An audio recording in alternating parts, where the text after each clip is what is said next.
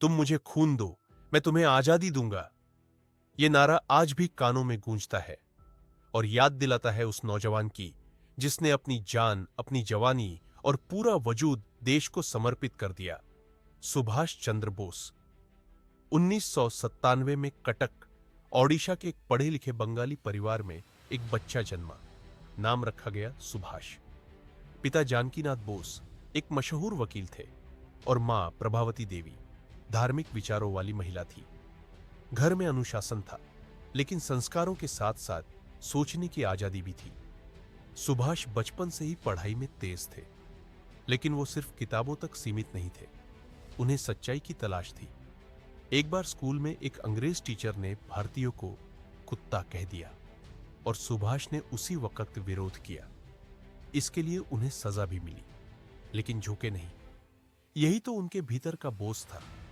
सुभाष ने Indian civil service ICS पास की, वो भी इंग्लैंड में रहकर। यह आजादी के पहले का भारत था और आईसीएस पास करना मतलब था कि तुम ब्रिटिश हुकूमत के लिए अफसर बन सकते हो। लेकिन सुभाष को गुलामी की नौकरी मंजूर नहीं थी। उन्हें अंग्रेजों के अधीन काम नहीं करना था। उन्होंने वो नौकरी ठुकरा दी और भारत लौट आए। सब हैरान थे, इतनी बड़ी नौकरी छोड़ दी। भारत लौटते ही सुभाष ने आजादी की लड़ाई में खुद को झोंक दिया। महात्मा गांधी से मिले, लेकिन दोनों की सोच अलग थी। गांधी जी अहिंसा के रास्ते पर चलने के पक्षधर थे, जबकि सुभाष मानते थे कि अगर आजादी के लिए हथियार उठाने पड़े तो पीछे नहीं हटना चाहिए। सुभाष को कांग्रेस का अध्यक्ष चुना गया 1938 और फिर 1939 में, लेकिन गांधी जी के विरोध के कारण उन्हें इस्तीफा देना पड़ा।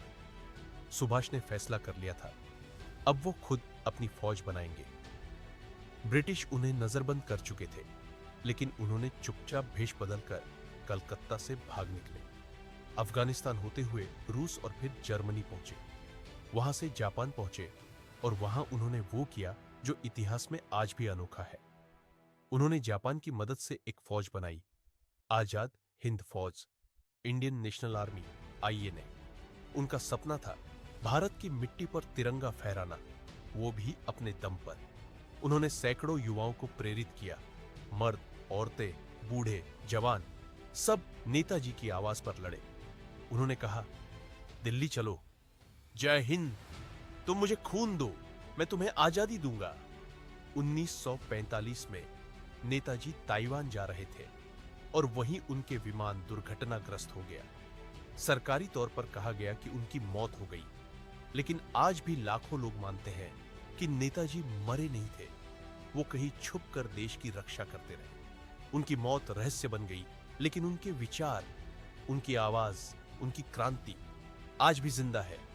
नेताजी सुभाष चंद्र बोस सिर्फ एक इंसान नहीं थे, वो एक आंदोलन थे, एक जुनून थे, एक सपना थे जो हर देशवासी की आंखों में बसता है।